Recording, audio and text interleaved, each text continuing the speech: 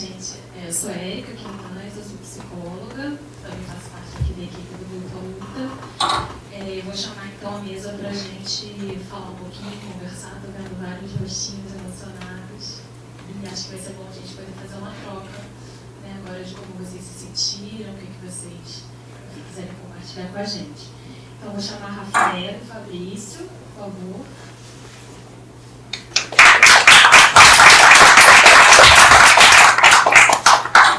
A Larissa Rocha. A Flávia Camargo. E a Silvana Aquino. A Silvana, a gente não tinha falado dela na apresentação porque ela não tinha chegado. A Silvana é psicóloga, faz parte da equipe do Instituto Entrelaços e também das Clínicas Oncológicas Integradas aqui no Rio de Janeiro.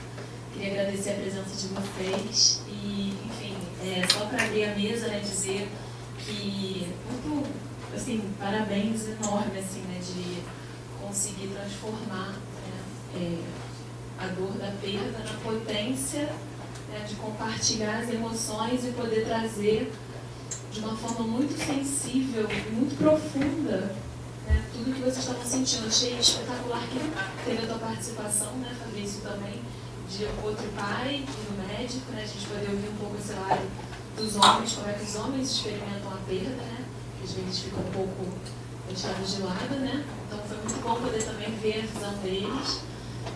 Acho que aquela doula que participa, ela é uma pessoa iluminada, porque as falas que ela faz, assim, incríveis, né, assim, trouxe reflexões muito importantes do sistema de saúde, como é que a gente vê a questão da morte.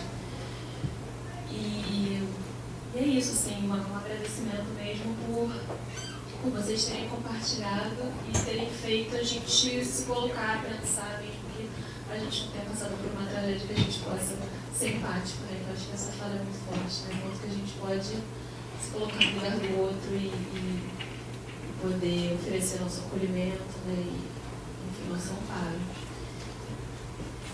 Então, acho que vamos começar com o Fabrício e com a Rafaela.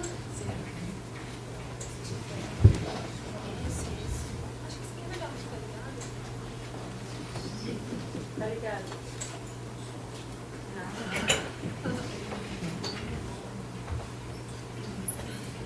Bom, acho que eu vou dar uma respiradinha antes. Acho que é bom todo mundo, né, dar uma respirada, assim, bem profunda, né? Profundamente. Porque dessa vez bateu mais forte em mim, assim, dessa exibição. Eu acho que eu já perdi as contas das vezes que eu assisti o documentário em casa, de como que foi a exibição na BH. Foi diferente aqui, foi realmente mais intimista, como a Larissa colocou, né, o ambiente. E não sei, né, a gente não prevê, né, não sabe prever o sentimento que vai bater. E isso em todos os períodos do luto, a gente não sabe como que vai ser amanhã, né? A gente espera que...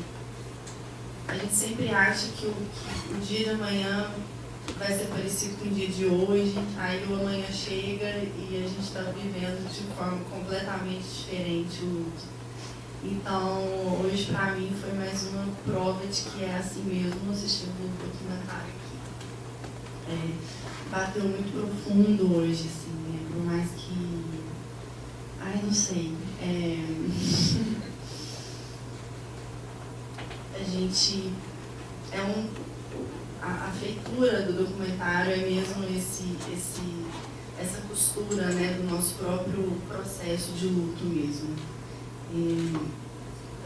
A gente pensa que o luto acaba, né? Que a gente supera, que aquilo...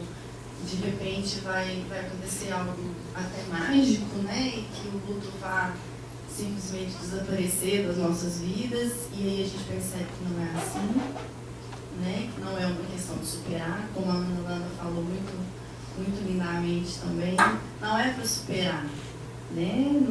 Não é para esquecer, ninguém esquece, mas a forma é como se a dor tomasse outros tons, né? Como se a dor ela quisesse a cada dia falar uma coisa diferente pra gente, né? E a forma como que a gente pensou em lidar com esses tons que passavam na nossa frente é de uma forma criativa. Queríamos fazer algo de uma forma criativa mesmo, né? Eu acho que é uma coisa que já acontece naturalmente na nossa casa, né? Com Cecília, o nosso envolvimento entre família já é uma coisa assim, muito lúdica, né? A gente assiste filmes juntos, a gente tem todo é o jeito que a gente faz normalmente. Então, quando a gente topou de cara com essa parte da nossa vida que a gente não podia supor que ia passar, a gente não viu outra alternativa, na verdade. Poderia ter tido várias alternativas, né? A gente poderia ter lidado de várias formas. Inclusive, esquecer que aquilo que estava acontecendo com a gente.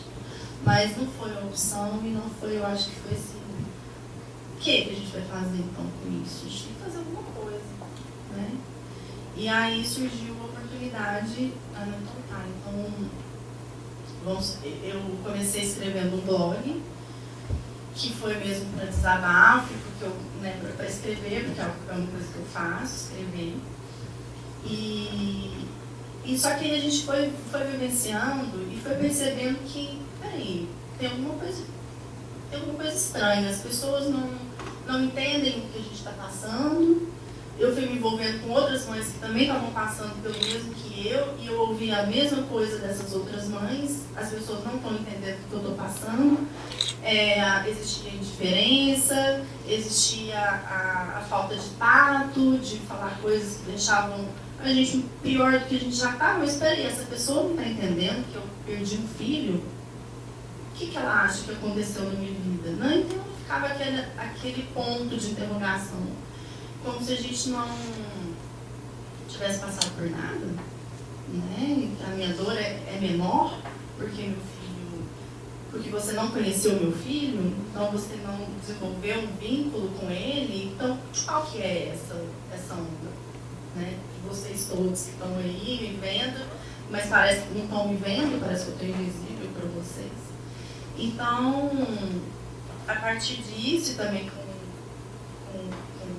com o Fabrício, frequentando terapia, e a gente foi muito bem amparados pela equipe médica, tanto que o Dr. Renato é o nosso obstetra, a Renata é a nossa terapeuta, a gente se envolveu nessa rede de apoio e a gente chamou todas essas pessoas maravilhosas para, a gente está com essa ideia de fazer um documentário para falar sobre perda gestacional e dar vazão também para o que a gente está sentindo. Então a gente foi costurando o nosso dentro do processo do documentário. Agora vocês podem imaginar que montanha-russa que não foi isso, né? Não era sempre que a gente estava tranquilo para fazer as gravações. Vocês estavam entrevistando? A gente participava de todas as entrevistas, a gente fazia as entrevistas, então geralmente a gente revezava, o Fabrício conversava com os pais, eu conversava com as mães, a gente não tinha a mínima ideia do que fazer, na verdade, foi assim, totalmente intuitivo. Mais ou menos, o Fabrício tem muito mais do que ele, que é o profissional da história. Eu acho que fazer assim. Aí, o processo ele não era linear, né? Não era sempre que a gente estava disposto a estar ali na frente daquela história, que a gente estava escutando, e também não era sempre que a gente estava disposto a lidar com a nossa própria história. Então a gente foi respeitando esses caminhos. E aí a gente foi a gente viu que aquilo fazia bem, que aquilo ali estava provocando alguma coisa na gente. Só que assim, acho que não é ingênuo falar que, não, talvez seja ingênuo falar que a gente não tinha muita noção do que seria o segundo som. Né? Foi mesmo um trabalho para o nosso próprio o nosso próprio processo. E aí foi um misto de surpresa, com um misto de e agora, o que vai ser, né? Estar aqui também é uma loucura, a gente está assim, nossa, eu não sei você, porque eu falou depois que acabou aqui, né, a exibição, mas eu tô bem, assim, que é isso, né? Que coisa maravilhosa, assim, super grata, gratidão pelo convite da Larissa e por ter conhecido vocês. E é isso, o Segundo Sol, ele não termina aqui, né? Ele tem uma... Né? Quando eu fiz o meu relato, por exemplo, eu estava com 9 meses de perda. Já se passaram 6 meses disso. Então, às vezes, eu não sei que é eu ali falando, eu não me reconheço, né? E é muito louco, porque eu ali com 9 meses de perda eu falei, eu não sei quem que era aquela Rafaela lá atrás, nos 9 meses antes do relato.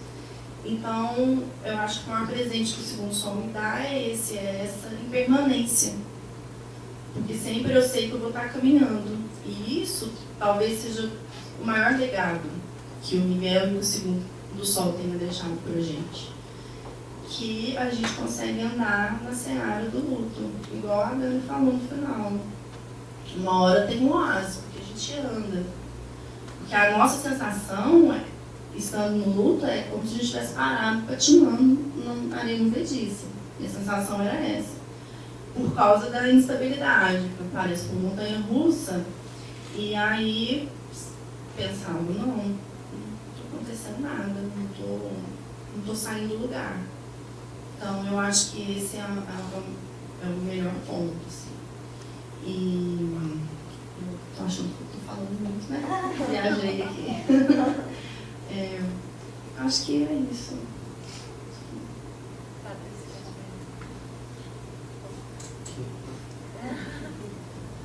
Então,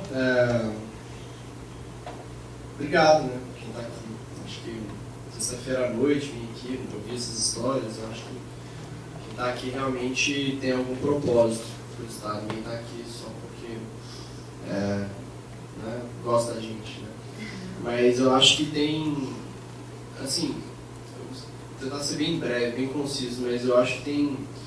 Quando a gente pensou em fazer um filme, eu fui saber isso depois de uns um ano, mais ou menos, mais de um ano, até a nossa família, minha mãe, meu pai, a mãe dela achavam que a gente estava louco. Ela falou assim, mas esses meninos vão fazer um filme, vão entrar mais um monte de história, a história já é difícil e tal. Mas a hora que eu falei assim, mais ou menos, você não sabia mais ou menos, mas eu acho que a gente, no fundo, sabia assim, o que a gente estava fazendo. Que era, a gente estava dando significado para o nosso filho, assim, estava criando uma memória permanente dele. No fundo, em última instância, eu acho que é isso. Eu acho que todo mundo que passa pela perda, esse é o principal medo, né, de esquecer. Acho que quando é mais recente, isso está muito forte. Depois que passa um tempo, você vai ficando com medo de esquecer que você teve um filho. Né? Porque sua vida vai, de alguma maneira, ela vai caminhando. Bem ou mal, do jeito que você quer ou não, você está caminhando. E o luto que as pessoas respeitam também, tem uma data de validade. Né? As pessoas param de te perguntar, acham, eu não sei quanto aí, mas tem uma data, e no meu caso foram 2 semanas. Assim. Então, e aí eu acho que a gente sabia assim, a gente estava fazendo uma memória para o nosso filho. Numa outra frente, a gente foi muito bem assistido, muito bem acolhido. Né? A maioria das pessoas que estão ali naquele documentário são pessoas que a gente que nos assistiram de alguma forma. Né? E aí entrou no segundo ponto, porque porque esse negócio de perder um filho é uma coisa muito louca, assim, né? Ninguém te avisa de nada, assim, perdeu e você não sabe o que vai acontecer. Você fala assim, tá, agora quais são as opções? Eu me mato, eu choro, eu paro de trabalhar, eu continuo a trabalhar, eu tenho uma bolsa do governo, não tem, sabe? Você não tem nada, assim. E aí a gente foi procurar material e também não tinha, né, material. E aí foi tendo que conversar, esmiuçar, buscar, e você achava aí, você tinha que ler em blog, você tinha que ler em fóruns e era muito difícil, e aí deu até uma certa raiva. Eu falei, mas peraí, por que ninguém fala desse negócio? Peraí, aí você vai saber, a sua mãe perdeu um filho, a sua vovó perdeu um filho, a menina do seu trabalho perdeu também, e você fala, nossa, um monte de gente já perdeu, 12% perde, né? Então você fala assim, peraí, vamos fazer um trabalho aqui. Vamos condensar um único material, numa única linguagem, seja fácil de assimilação, seja fácil de distribuída, para que as pessoas, pelo menos, perdi um filho, e aí, digita lá para você pelo menos saber o que é, um pouquinho de como é que é esse processo. Porque a Renata ali no filme, ela fala das fases, né? Isso eu queria saber, como é que é essas fases, o que acontece? Onde que eu estou nesse processo? Eu não sabia. Só fui descobrir que era possível não chorar todo dia à noite quando eu fui pela primeira vez na terapia de grupo e vi uma mulher que, aliás, ela levou uma criança, né, para terapia de grupo, um bebê. Eu falei, de quem tinha perdido, eu falei, quem que traz um bebê? Quem traz um bebê? Mas aí foi sensacional, porque no final eu olhei e falei assim, cara, eles estão no outro, eles já passaram de fase. Então, e aí quando você vê um documentário desse, a gente recebe muita mensagem, mas muita mesmo, no e-mail, é exatamente essa reação que eu tive lá na primeira sessão de terapia que as pessoas têm quando vê esse documentário, que não sabem. Você fala, opa, tem uma outra fase ali, tem um negócio ali depois da curva, depois tem outra curva, depois tem outra. Então eu acho que fazer esse filme, né, ajudou, de um lado, eu acho, era fazer essa memória do Miguel, que é muito importante na nossa vida, e ao mesmo tempo deixar esse conteúdo. E aí uma coisa interessante, porque as pessoas acham que tudo tem que ser do governo, né? Assim, tudo é o governo, tem que dar alguma coisa para você. E quando você vai analisar o que acontece em outros países, em qualquer tipo de movimento social, não espera o governo fazer por você, você vai lá e faz. Aí todo mundo fala assim, como é que vocês fizeram esse filme? O jornalista perguntando, qual foi a verba do filme? Eu falei, minha filha, se eu te contar a verba do filme, você pega e faz. E é por isso que a gente decidiu, inclusive, disponibilizar gratuitamente, para que as pessoas pudessem ver. Então, acho que a gente usa muito uma hashtag, né, que é Começa com Você. Eu acho que todo mundo que está aqui, de alguma maneira, é um ativista de alguma maneira, por coisa que a gente acredita. A internet está aí ajudando demais isso, entendeu? E não tem que esperar. Aí as pessoas falam, mas eu queria fazer. Faz, cara. Faz, entendeu? Assim, que seja uma série de entrevistas, que seja um blog, uma página no Facebook, que qualquer tipo de coisa. Se você consegue mudar a vida de 1, 2, 5 pessoas, cara, você já fez uma diferença tão grande, tão grande. Então você não precisa ficar esperando alguém vir e fazer. A nossa sociedade está muito pautada nisso, né? Precisamos de modelos, assim, né? É muito fácil ter uns cristos, assim, na nossa sociedade. Quando tudo está ruim, então é mais fácil ainda, né?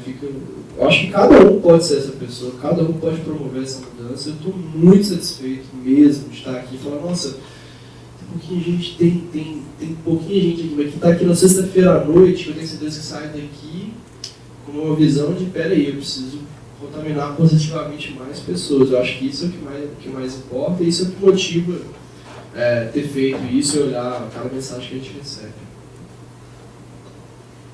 Sai daqui com uma sementinha plantada, né?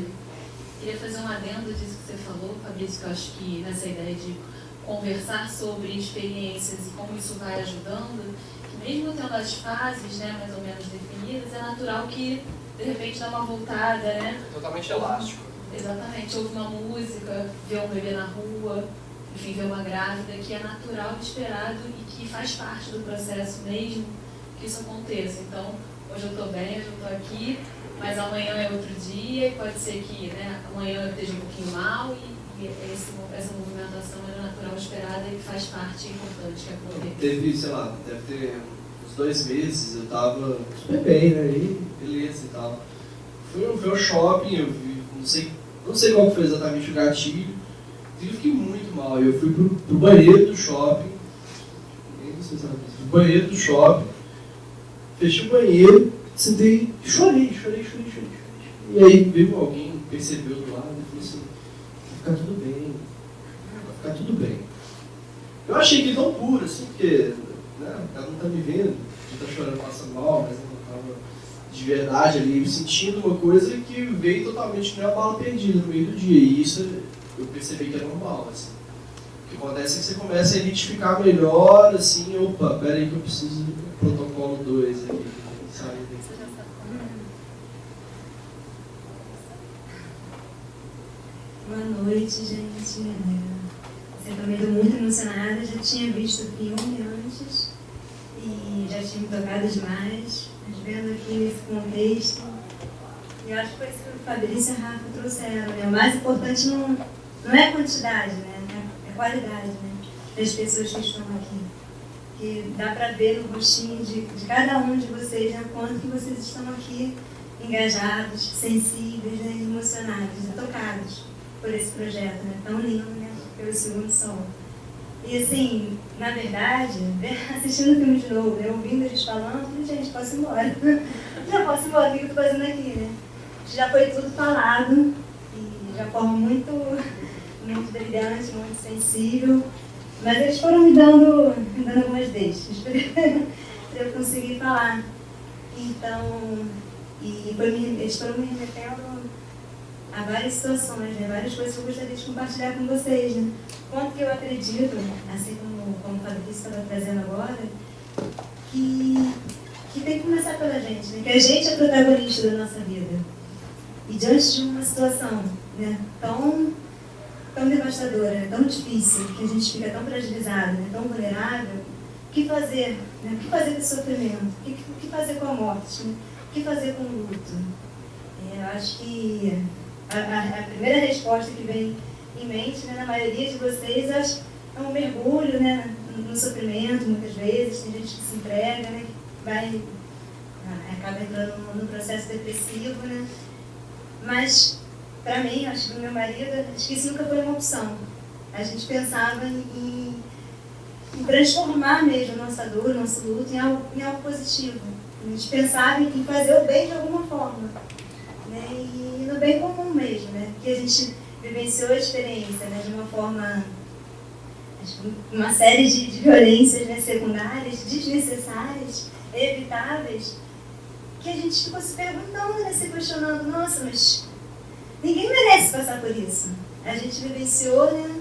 E todos esses danos secundários, e a gente percebeu o quanto, né? O quanto que isso tudo maximizou, né? Aumentou demais o nosso sofrimento, né? Demais o nosso luto. Foi um complicador, né? Foi um dificultador do nosso processo de luto. E a gente ficou se perguntando, nossa, se a gente não deseja isso para a gente nem para ninguém. Então, o que fazer, né, nesse sentido, nesse aspecto? Para evitar que outras pessoas vivenciem, né, esse drama, esse luto, de uma forma tão desassistida, tão desacolhedora, tão indiferente. Né? Acho que no mínimo estamos falando de seres humanos que lidam com outros humanos. Né? Então, temos que ser mais empáticos, né? Temos que ser mais sensíveis, mais acolhedores. E aí a gente resolveu iniciar, né, todo o trabalho, né, do luto à luta, porque foi uma série de coincidências. Eu acho que não vou nem meter a nossa história pessoal, que na verdade acho que muita gente conhece pela fanpage, né, e eu vivenciei com a minha irmã gêmea, né, no mesmo ano, o mesmo drama, né, da vida gestacional, cada uma com as suas singularidades, né, com as suas dificuldades. E fico muito feliz de a gente ter conseguido transformar esse luto em luta, né? Ter feito esse movimento.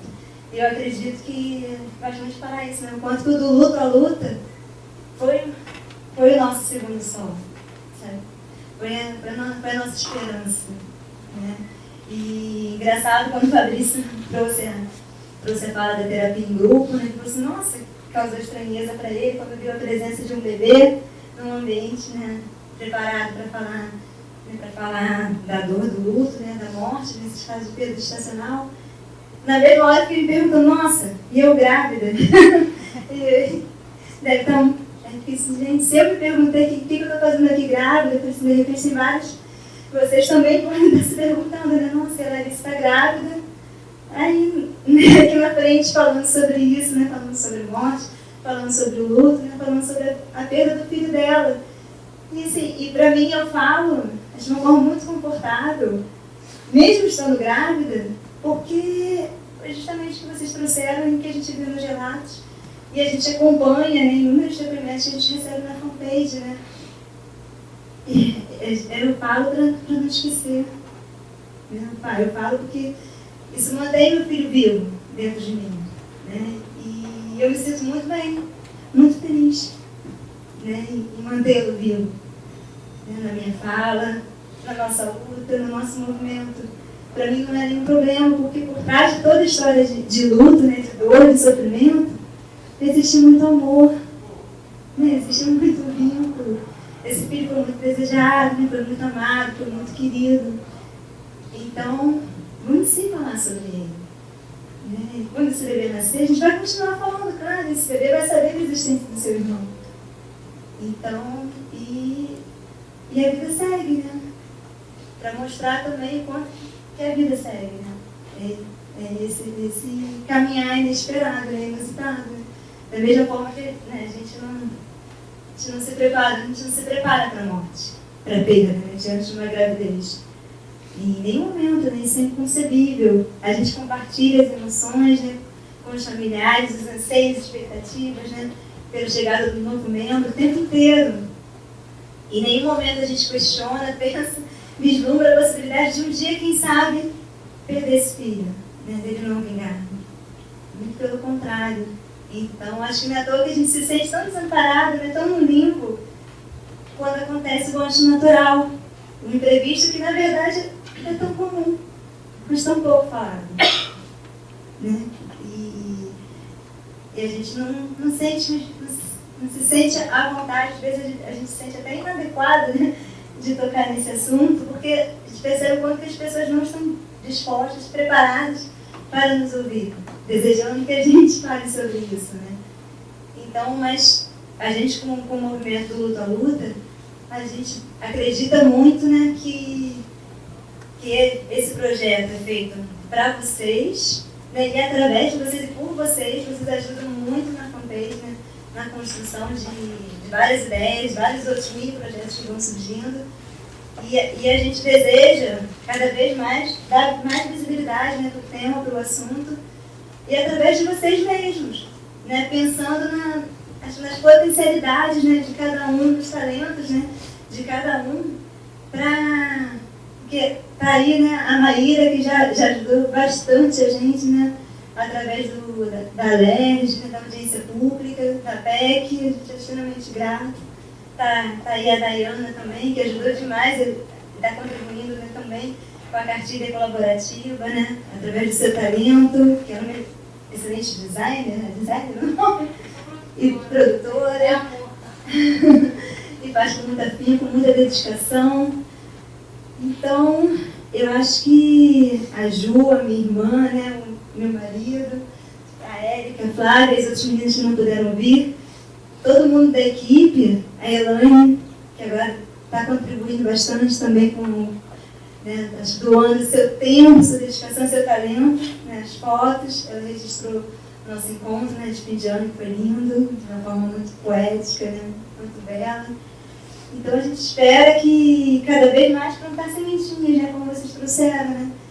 E a gente se acolhendo, né, e se unindo, pensando, e dessa forma a gente vai se fortalecendo e vai desmistificando, né, cada vez mais o tema, né? E vai deixando de ser tabu. Né? Ele vai sendo retratado de uma forma cada vez mais leve, né, cada vez mais natural. Quanto mais nós formos, né? Mais a gente se unir. E assim também, eu não quero falar muito, né, mas eu gostei muito da participação do Fabrício, porque me chama muita atenção o quanto que esse tipo de luto já não é autorizado, não é reconhecido. Imagina da figura masculina, do pai, né, porque o bebê não estava na barriga dele, né, não foi ele que sentia o bebê. Para fazer um segundo só o 2, só para essa entrevista. Exatamente. Tranquilamente. Exatamente. Então as pessoas da sociedade já têm essa fantasia, né? Como assim? Ele não estava carregando, não foi ele que gerou, então como que ele se vinculou, né? Então não faz sentido. Então ele não deve estar sofrendo, né, de forma alguma, a vida dele, até porque ele nem tem tempo para isso, né? Não existe nem licença. Agora que a gente conseguiu, né, licença na verdade para isso, quem gera paternidade, né? Saiu da onde que eu conseguiu da paternidade também, de fato. Saiu da servidor, né? Dezembro. Desculpa, me corrigiram. Mas nesses casos, nossa, para mim ficou muito emblemático quando as pessoas iam visitar a gente, e meu marido abria a porta, né, para cumprimentar, ainda em choque, todo mundo, oi, tudo bem, Leandro? E aí, como é que tá Larissa? Tá tudo bem com a Larissa? A gente veio ver a Larissa, tá tudo bem com ela? Ignoravam completamente a presença dele, né? E achei bacana quando ele me deu esse feedback, né? Depois que as pessoas foram embora, ele, nossa, Nina, ninguém veio falar comigo, ninguém me deu um abraço, sabe? Ninguém perguntou se eu estava bem, como eu estava me sentindo. Ele, nossa, fiquei estarrecido. Eu falei, sim. E eu não tinha me dado conta disso também, né? Porque eu estava tão centrada em mim, tão focada na minha dor, no meu sofrimento. Eu falei assim, nossa, é mesmo. Por que ninguém fez isso, né? E isso, para mim, ficou muito emblemático, né? E eu acredito que a melhor forma, eu queria pedir licença para ler 2 poesias que eu escrevi sobre esse tema, que eu acredito que a melhor forma de cada um está conseguindo, né, expressar, né, suas emoções, seus sentimentos. Acho que o seu processo, né, de elaboração do luto, eu acho que a gente tem isso em comum aqui, né? Foi via artística, né? Eu escrevi muito também. Então, escrevi 2 poesias sobre esse assunto. Aí gostaria de compartilhar com vocês, que eu acho que elas ilustram muito bem, né, todo esse processo. A primeira se chama Maternidade Compartilhada, eu fiz para minha irmã como uma homenagem ao bebê que ela perdeu. E eu estava grávida, né, quando eu fiz essa poesia para ela, do bebê que eu perdi. Olha, que ironia do destino, né? Fui homenageada pelo bebê que ela perdeu, né, sem saber, mas eu acho que eu já sabia, né? Acho que eu já intuía que eu também perderia o meu. Então, acho que não foi à toa que eu escrevi, né, de uma forma tão sensível e tão profunda. A gente estava muito conectada, né? E, enfim, vocês vão perceber. Maternidade compartilhada. Ao compartilharmos o desejo pela sua chegada, já preparamos a sua doce morada. Ao compartilharmos os planos para te receber, nunca pensamos em te perder. Ao compartilharmos o sonho pela maternidade, sinto-me mãe de verdade. Ao compartilharmos a sua presença, não vislumbramos a possibilidade da sua ausência. Ao compartilharmos o quanto sonhamos que um dia eu te embalar, é impossível não te amar. Ao compartilharmos todas as mudanças advindas com a gravidez, sinto que finalmente chegou a minha vez. Ao compartilharmos as transformações corporais, hormonais e emocionais, percebo quanto este momento é especial, sobrenatural, fora do normal. No entanto, como compartilhar a interrupção de uma vida que está sendo sentida, vivida e querida? Como compartilhar todo o amor transformado em dor? Como compartilhar o sonho interrompido, as noites mal dormidas? Como compartilhar os sentimentos de angústia pelos planos a sucumbir? Como compartilhar nossa descrença na vida, no homem, a falta de desejo pelo que está por vir? É melhor o silêncio e a solidão? Mas foi tudo compartilhado outrora. E agora? Eu acho que essa passa muito essa mensagem, né? Muito esse recado que a gente está batendo tanto nessa tecla, né? Da importância de quebrar o silêncio, né? Do quanto que, né, a gente compartilha o tempo inteiro a gravidez e diante da perda, como compartilhar, né? Todo esse aspecto oposto, né, dos sentimentos, das emoções, desse turbilhão de sentimentos e emoções que estão, né, vindo com tanta intensidade, a gente está se sentindo tão desamparado, é o momento que a gente mais precisa de espaço, né, mais precisa compartilhar. Cadê as pessoas? Cadê aquelas pessoas que estavam compartilhando com a gente, né, a gravidez inteira, né? Cadê, né, nossos familiares e amigos que estavam vibrando tanto, desejando tanto quanto a gente, né, esse novo membro, né, na família. Enfim. E a outra eu fiz pro meu bebê. Espero conseguir ler. Se chama Amanhecer. Desejo um novo amanhecer, sem nunca te perder nem esquecer. Desejo te embalar nos meus braços, te ofertar os meus afagos. Desejo aprender a me despedir sem você partir. Desejo extrair as lições de sua vida, mesmo sem ter podido te dar boas-vindas. Desejo que essa dor cesse com o tempo, mas preciso do seu acalento. Desejo reviver o passado, ter você ao meu lado. Desejo ser perdoada por qualquer descuido na gravidez, apesar de saber que seria mãe outra vez. Desejo um dia te encontrar e para sempre te amar. Aí, eu queria finalizar com essa poesia mesmo, com essa homenagem, porque eu acho que é isso, né? A gente está aqui para manter eles vivos, né? Então, nada mais justo, né, que finalizar com essa homenagem para ele, para o meu bebê. Obrigada. Boa noite. Eu também estou aqui porque perdi meu filho e como o Fabrício, a Rafaela e a Larissa já falaram, a gente sente a necessidade de manter a presença dessa pessoa tão importante. Então, não importa que ele tenha vivido pouco tempo, para mim é filho igual aos outros e às vezes isso é muito difícil de quem não perdeu entender, né? Acha sempre que não é possível, você está exagerando, não pode ter essa importância toda.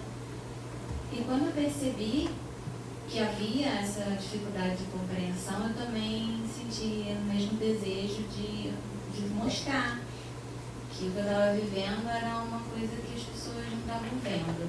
Quando eu escrevi meu livro, não conhecia, né, nem o Segundo Sol e nem do Luta à Lua. Depois que o livro estava pronto, eu comecei a procurar outras coisas do mesmo gênero na internet, e aí eu fui me aproximando desses movimentos, e hoje podemos estar todos juntos, dividindo esse propósito que é comum, mas cada um da sua forma, né? E construindo essa amizade, essa solidariedade. Para mim, eu também vejo que essas realizações são homenagens, uma forma de fazer com que aquela pessoa traga algo positivo para a nossa vida, porque uma das coisas que para mim ficou muito forte no início é que meu filho foi tão amado, tão desejado, eu não quero que ele agora se torne uma tristeza na minha vida. Então, eu decidi que eu ia fazer daquilo uma coisa boa. Não, ele não veio em vão, ele não veio para me fazer sofrer.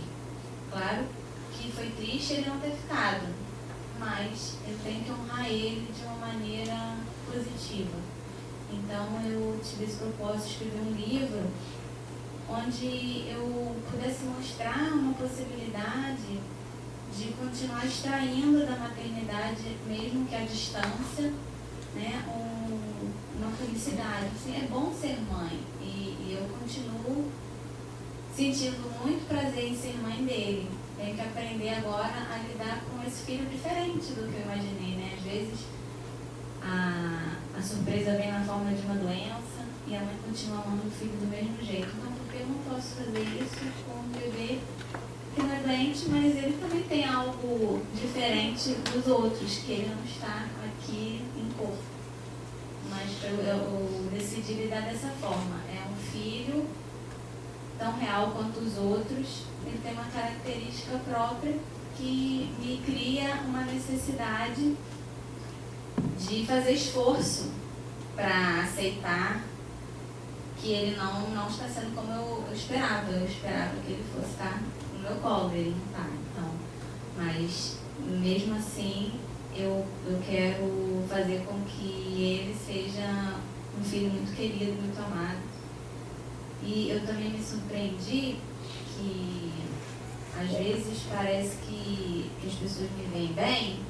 Ah, Flávia está sorrindo, está fazendo tudo que ela sempre fez, então acabou o assunto, não precisa mais falar sobre isso. E não é porque, assim, eu não preciso falar só quando eu estou sofrendo. Eu quero falar dele porque eu amo. Então eu vi que existe um pouco essa também compreensão. Ela só precisa falar se tiver algum problema. Se não for mais um problema, não precisa falar, não. Precisa falar quando tem problema e quando não tem problema. Porque o motivo de falar não é o fato de ser fácil ou difícil. O motivo de falar é o sentimento, é o amor não acaba. Seja quando o amor está ferindo ou quando o amor não está ferindo, mas ele está ali sempre, né? Então, eu também vejo essa necessidade de mostrar, não é porque eu escrevi um livro que tem até uma conotação positiva e leve, que então acabou e eu não vou mais falar dele. Não, mesmo que eu diga que para mim as coisas estão tranquilas, isso não quer dizer que eu não vou falar dele. Só que, como eu falo muito dele, aí às vezes eu vejo que eu posso estar incomodando, mas não porque eu estou incomodando trazendo tristeza. Eu estou trazendo um assunto que para o outro é tristeza. E aí nessa hora é que eu vejo um pouco de constrangimento. Então, são vários aspectos, né? A gente incomoda quando está triste, falando do filho. E quando está feliz também incomoda. Porque eu posso estar bem, mas se o outro não lida com a morte da mesma forma que eu, o fato de eu falar bem sobre isso não vai ser bom para ele. Então, é um tema realmente que precisa de muita atenção para acabar encontrando seu espaço dentro da sociedade.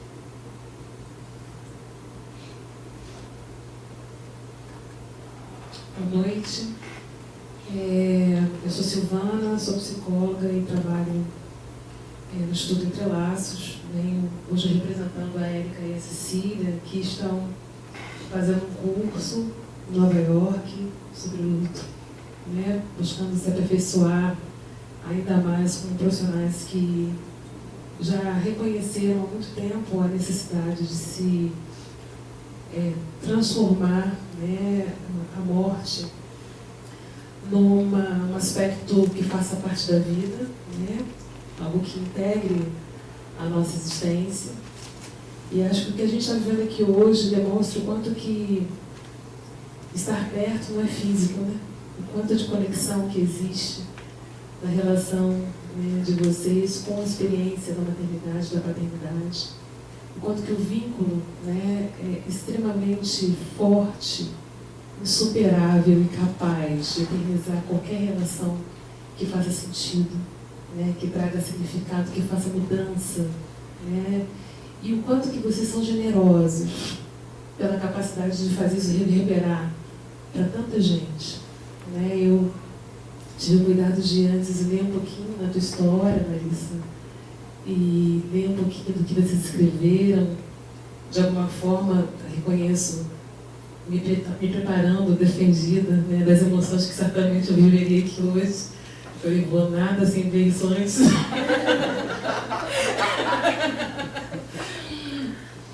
E mesmo com todo o preparo, né, com toda a preocupação com a formação, o quanto que é bom a gente sentir, o quanto é bom a gente se importar e entender mais de perto, né, o que essa experiência que vocês viveram reflete na gente. Eu não tive a experiência de perder um filho, tenho 2 filhos adolescentes, não estou livre de perdê-los, isso é importante dizer, né, porque a morte é parte da vida em qualquer momento, né. Eu tenho a experiência de trabalhar com pacientes terminais com câncer.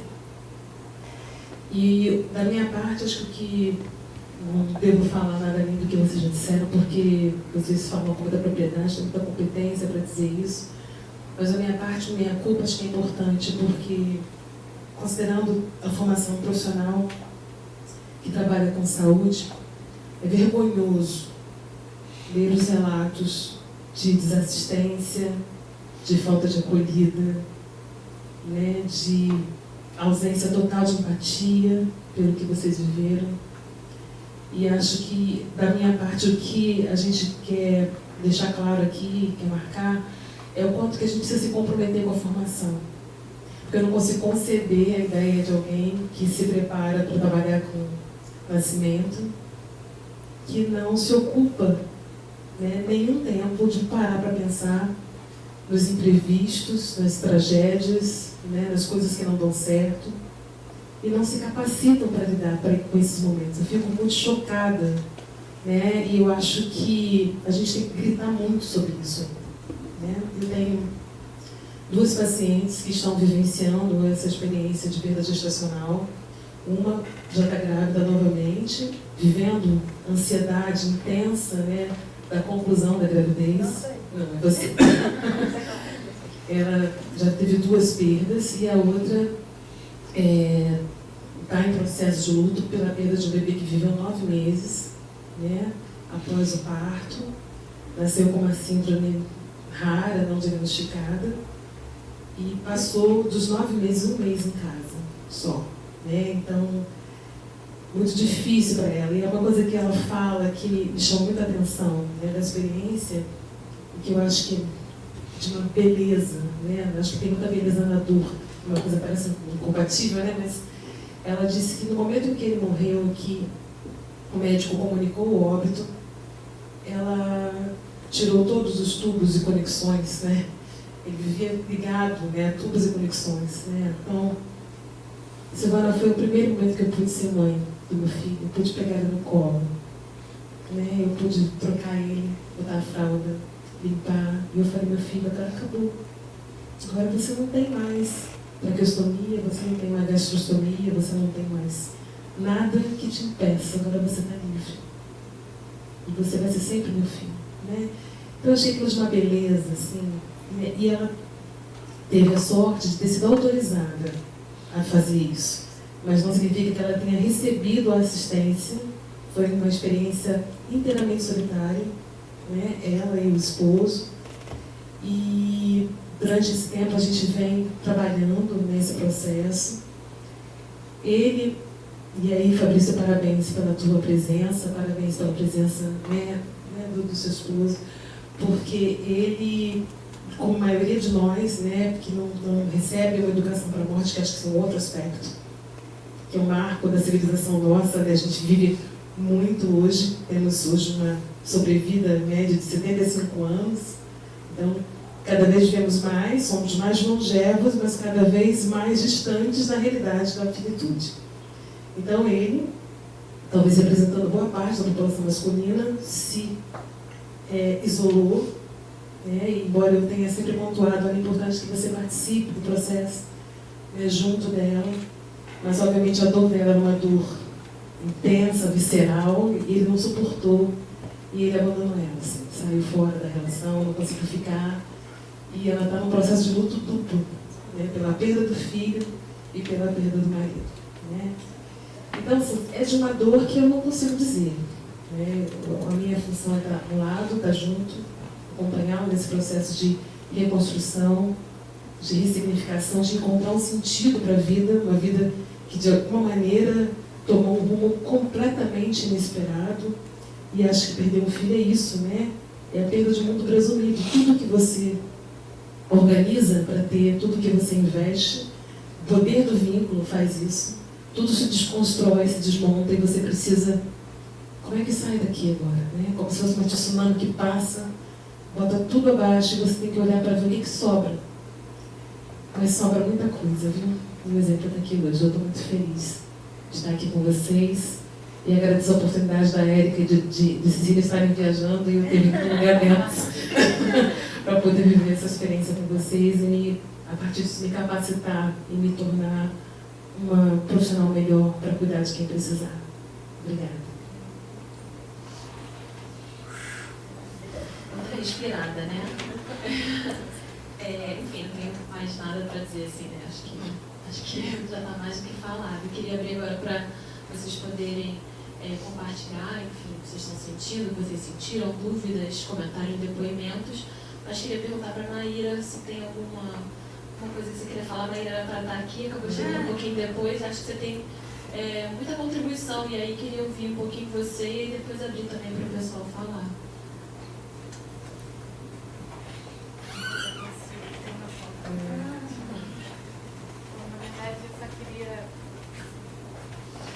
Larissa, Fabrício, eu queria agradecer muito, né, o convite. vocês terem aceito, né, o convite para vir para o Rio de Janeiro, vir, né, de carro, enfrentar a estrada para estar aqui com a gente. Eu tive um problema no trabalho, não pude vir, mas já vi o filme, né, muito recentemente, então acho que eu sou capaz de produzi-lo integralmente, de tão atenta que eu assisti o filme, me tocou muito, me emocionou muito, vocês estão de parabéns. Então eu realmente, eu acho muito significativo que a gente tenha, assim, aqui na mesa, eu acho que essa era um pouco a nossa ideia, né, Larissa? Uma forma de mostrar para as pessoas exemplos de ressignificação dessa dor, né? Porque ela é tão enorme, infinita, que a gente tem conseguido fazer alguma coisa com ela, né? E, na verdade, o que a vida mostra realmente são exemplos de pessoas que conseguiram fazer alguma coisa com essa dor, ressignificá-la e, dessa forma, deixar realmente nossos filhos vivos nos nossos corações, né? E assim, cíclico, sim, eu perdi o Antônio há 6 meses, e isso é nada, assim, na verdade, isso vem e volta, a sociedade acha que depois de 6 meses mais você tem que estar ótimo, mas isso é assim, cíclico, mas a cada dia tem uma nova emoção, um novo pensamento, uma outra forma de me conectar com ele, e isso eu espero manter a vida inteira. Então, vou dar um exemplo aqui, de agora recente. Eu coloquei na semana passada, agora há pouco tempo, nesse mês, uma foto na sala grávida, né, do Antônio. E com a minha família, com meu marido, com meu Thiago, que nós segurávamos os cubos com o nome Antônio Henrique. E aquilo foi extremamente significativo para mim, colocar a foto do Antônio junto com as outras fotos da família. Porque ele é a minha família, faz parte da minha família. E aquele momento foi extremamente importante. E foi agora, assim, a cada dia tem um novo momento, né, tem uma nova descoberta, tem uma outra forma de ressignificar. Então, na verdade, eu acho que é isso, são exemplos. Que bom que nós nos encontramos, as pessoas que estão aqui realmente estão muito vinculadas, né, ao tema e capazes de levar o tema adiante, mas mesmo as que não estão aqui, eu acho que a iniciativa, só para concluir, eu acho que a iniciativa de nós termos exibido o filme, ela chamou a atenção de qualquer forma para o filme, ela divulgou. Eu recebi muitos comentários, muitas mensagens de pessoas que não puderam vir, porque é uma sexta-feira, porque é no centro da cidade, etc. Mas como o filme está disponível na internet, assistiram ou assistirão o filme. E essa fala vai para a internet. Então assim, eu acho que aqui, na verdade, nós podemos contar com esse número ainda muito maior de pessoas que nós conseguimos alcançar. E realmente nós só temos a agradecer aos nossos filhos por tudo isso. Não, obrigada. Então, Eu agora... deixo aqui com a Silvânia. Quem mais quiser vir também, cabe todo mundo, né? E aí, gente? Tem parada aí, pode falar. Como se sente confortável, mas se você quiser, por causa só da gravação, Eu levo o microfone na pontinha aqui, eu levo o microfone.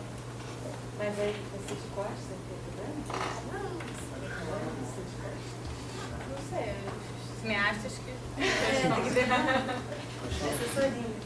Eu não gosto muito de microfone, eu gosto muito de aparecer, sou meio tímido, sou imagina da Larissa, não preciso nem falar, né, pela minha cara, né? E 2014 foi um ano muito significativo pra gente, né? E uma lição muito grande que eu posso dizer que eu levei dessa experiência toda, né, da minha perda, da perda da minha irmã, da minha nova gravidez, uma gravidez com muito medo, com muito ansiosa, nervosa, e de um bebê que foi prematuro e que as coisas fogem do nosso controle. Infelizmente, a gente não tem controle de tudo. Como o médico falou no Segundo Sol, no filme, brilhantemente, a gente, erroneamente, o ser humano, e muitos médicos acham que tem controle da vida, de todo mundo, da saúde, da doença, que pode controlar tudo, que tem esse poder. Por isso que a gente vê cada vez mais as pessoas marcando parto, querendo controlar a vida, quando vai nascer, a data que vai nascer. E a gente vê cada vez mais bebês prematuros, desnecessariamente, por conta dessas cesáreas, né? Que são programadas. E E a vida não é assim. Infelizmente, a gente não tem controle de nada, às vezes a gente não tem controle. Por isso que essas coisas, infelizmente, podem acontecer com qualquer um. Qualquer pessoa pode passar pela perda gestacional. É muito comum e muita mulher acha que não vai acontecer com ela. E muita mulher não quer ver a gente, não quer ouvir da gente porque tem medo. Parece ser contagioso. Aí eu vou ver ela falando sobre isso, eu vou ouvir eles falando sobre isso, pode acontecer comigo, ai meu Deus. Parece ser contagioso, parece que é uma doença que vai passar para eles também, né? Então, acho que o jeito que a sociedade lida com isso é se afastar. Eles preferem se afastar do assunto, se afastar desse tema, para não acontecer também, para não existir. Parece que não existe. Não vamos falar sobre isso, não vamos, né? Aí não existe. Não existe a perda, não existe a morte neonatal, né? Não existe a perda gestacional. É só a gente não falar sobre ela aí, não existe sofrimento, não existe nada disso. A gente existe, a gente precisa mostrar que a gente existe. E a gente está aqui no luto para a luta, a gente está lutando para dar voz, sabe, para dar visibilidade ao tema, para mostrar que nossos filhos ainda existem, nossos corações vão existir para sempre. Para sempre. Ninguém vai tirar eles da gente. E eu acho que a gente tem que continuar essa corrente e querendo cada vez mais dar mais visibilidade, e cada um com o seu talento, cada um do seu jeito, fazer isso crescer, né? E fazer cada vez mais empatia. Cada vez mais gente olhando a gente com empatia e acolhendo e sensível. Os profissionais precisam ter uma sensibilidade maior. A dor já é grande, não vou aumentá-la. Eu só peço isso. Então, ele está aqui para ajudar as futuras mulheres, os futuros casais que vão passar por isso, a minimizar essa dor. Essa dor não tem como não existir, ela vai existir. Mas ela pode e deve ser minimizada. Os profissionais têm que respeitar mais esse casal, essa família em luto. Tem que ter um respeito a esse sofrimento. Vamos humanizar esse atendimento, né? Vamos respeitar essa família que está sofrendo. Eu acho que é isso. Obrigada.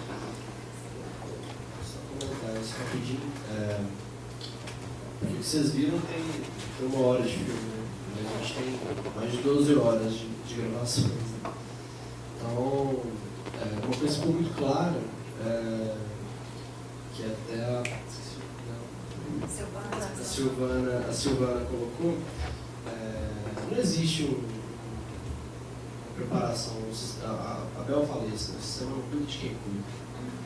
Então, entrevistando médico, né, conversando, como diz, o plantão tem que andar. Plantão é para desovar, vamos lá, tem que resolver. E aí você pensa o seguinte, você tem um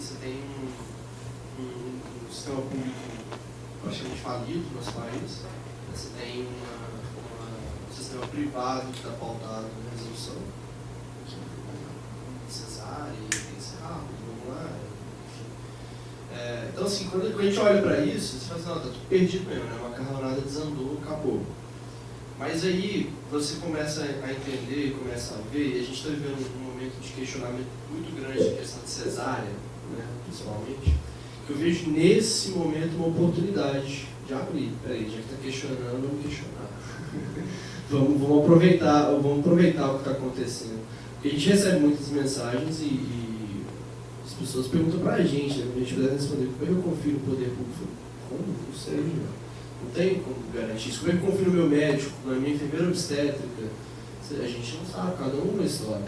Mas já que está acontecendo um questionamento tão grande em relação à cesárea, que é muito importante ser feito, né? O nosso país é uma taxa de cesárea absurda, vamos aproveitar e vamos questionar então, peraí, como é que é esse modelo de plantão, por que não tem equipe multidisciplinar no plantão, será que o médico tem que ser tão intervencionista assim, será que ele não tem que deixar às vezes a coisa correr e ter uma postura diferente, não ter o controle sobre a situação. Né? E é muito engraçado porque todo mundo que quer controlar essa história, na hora que dá o problema, não tem mais ninguém para controlar, né? Não tem mais nenhuma assistência. Né? Então, assim, então é muito complicado. Eu acho que a gente tem que aproveitar o que está acontecendo no nosso país, de novo falando, acho que tem que aproveitar o que está acontecendo nas redes sociais, né? Para realmente questionar. E saber que eu acho que o que está sendo feito, viu, eu acho que é pela via certa, Porque não adianta a gente questionar só de uns para os outros, não. A gente tem que direcionar o questionamento. O questionamento que está sendo feito lá é sensacional, isso, porque é aí que muda o jogo, entendeu? É aí que muda a história, é aí que muda o modus operandi do sistema.